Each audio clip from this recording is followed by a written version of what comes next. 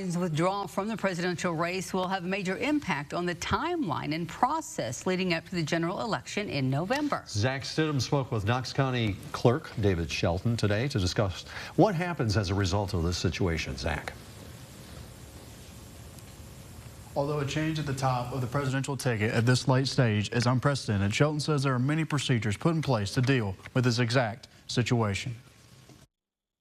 After President Joe Biden announced he is withdrawing from the presidential election, many people have questions about what happens next. Knox County Clerk David Shelton says that since the DNC hasn't happened yet, there has not been an official nominee selected. When it comes to presidential elections and a presidential primary, we are nominating, but those candidates aren't truly nominated until they have their national convention, and then the results of that convention is filed with the state's election division itself. This leaves the decision up to President Biden's delegates. Even though, people may have voted for Joe Biden in the primary, they are in essence authorizing the delegates to vote that way in a primary. So they're, did they vote for Joe Biden? Yes.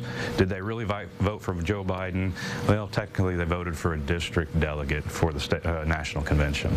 Shelton says this is something the state has prepared for. Fortunately, with Indiana elections, there's policies and procedures in place to, handle situations like this. That they've thought of just about everything. He says this situation is truly a moment in history for our country. You may have a contested national convention on the Democrat side here. People are lining up behind Kamala currently right now, but we may have other people enter the fray, and it's going to be interesting to watch and truly a historic moment.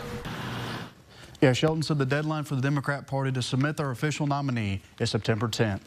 Back to you, Dana. All right, thanks so much, Zach. Well, a number of Indiana and Illinois politicians and organizations reacted to the news of Biden's exit and his endorsement of Harris. You can read their statements on our website, mywabashvalley.com.